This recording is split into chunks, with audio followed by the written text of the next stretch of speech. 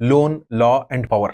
మనకు చెప్పని విషయాలు ఏంటి ఇందులో? ఒకసారి ఇమాజిన్ చేయండి. హైదరాబాద్ నుంచి విజయవాడ దాకా మీరు రోడ్ మీద వెళ్తారు. హైవే క్లియర్ గా ఉంది, మ్యూజిక్ లౌడ్ గా ఉంది, అంతా నార్మల్ గా ఉంది. సడన్ గా ఒక వెహికల్ సైడ్ నుంచి మిమ్మల్ని ఓవర్టేక్ చేస్తూ ఆపండి ఆపండి అని హ్యాండ్ సిగ్నల్స్ ఇస్తారు. మీరు ఏం జరిగిందని కంగారులో కొంచెం స్లో డౌన్ అవుతారు. వాళ్ళు అంటారు ఈ కారు లోన్ లో ఉంది, మీరు దీన్ని ఇక్కడ హైవే మీద నడపకూడదు అని. ఫస్ట్ ఆఫ్ ఆల్ అసలు బేసిక్ గా మిడిల్ ఆఫ్ ద రోడ్ ఇలా మిమ్మల్ని ఎవరినన్నా అడగడం, is that even legal? No.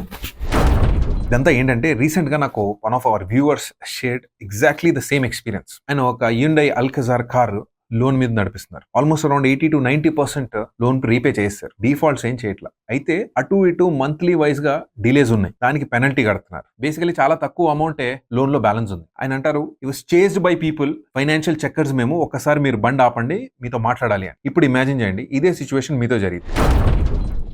First of all car finance లో ఉందా? అయినా కానీ దాని రిజిస్టర్డ్ కార్ ఓనర్ మీరే కాబట్టి బ్యాంక్ లో కార్ ఫైనాన్స్ చేసిన పేరు హైపోథికేషన్ అని మాత్రమే వస్తుంది. అయితే ఇండియన్ లా ప్రకారం there is no rule that says, no law that says a financed vehicle cannot be driven on a highway. రెండో ఫ్యాక్ట్ మాట్లాడదాం. ఓన్లీ పోలీస్ లేదా ఆథరైజ్డ్ గవర్నమెంట్ అఫీషియల్సే ఈ వెహికల్ ని స్టాప్ చేయగలుగుతారు పబ్లిక్ రోడ్ మీద. ప్రైవేట్ రికవరీ ఏజెంట్స్ వాళ్ళంతటా వాళ్ళు మనసులో అనుకోవచ్చు, మైండ్ లో అనుకోవచ్చు మనమే ఒక ఎన్ఫోర్స్మెంట్ అథారిటీ అని. Fact remains fact, rules remains rules. వాళ్ళకి అధికారం లేదు. ఇప్పుడు ఈ సిచ్యువేషన్ నుంచి కొంచెం జూమ్ అవుట్ చేద్దాం.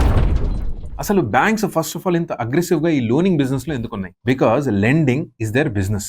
బ్యాంక్స్ డిపాజిట్స్ తక్కువ ఇంట్రెస్ట్ లో తీసుకుంటాయి, హయ్యర్ ఇంట్రెస్ట్ లో అప్పులు ఇస్తాయి. ఆ డిఫరెన్సే వీళ్ళ ప్రాఫిట్. మోర్ లోన్స్ అంటే మోర్ రెవెన్యూ. ఇవాళ ఇండియాలో రీటైల్ లోన్స్ చాలా విపరీతమైన స్పీడ్ లో పెరుగుతున్నాయి. Car loans, personal loans, credit card loans. ఈ బ్యాంక్ లో ఉండే ఎంప్లాయీస్ అందరికి టార్గెట్స్ అసైన్ అయితే ఏజెన్సీస్ అంటే రికవరీ ఏజెన్సీస్ ఏవైతే ఉంటాయో అవుట్ సోర్స్ అయితే. రికవరీ బేసికలీ ఈ అవుట్ సోర్స్ అయిన వాళ్ళకి ఒక కమిషన్ డ్రివెన్ బిజినెస్. వాళ్ళు బ్యాంక్ నుంచి వస్తున్నాం అంటారు కదా, వాళ్ళు యాక్చువల్లీ బ్యాంక్ నుంచి అగ్రిమెంట్ లో ఉంటారు అంతే, ఒక private company all together. Exactly ఇక్కడే ఫ్రిక్షన్ మొదలవుతుంది. కానీ ఒక ఇంపార్టెంట్ విషయం మీరు తెలుసుకోవాలి. On paper India's legal framework is not weak. Reserve Bank of India clearly తన గైడ్ లైన్స్ లో ఏం చెప్తుందంటే no harassment, no coercion, no public humiliation, due process అనేది మీరు ఫాలో అవ్వాలి. సుప్రీం కోర్టు దీని మీద క్లియర్ గా ఒక విషయం స్టేట్ చేసి banks cannot take law into their own hands.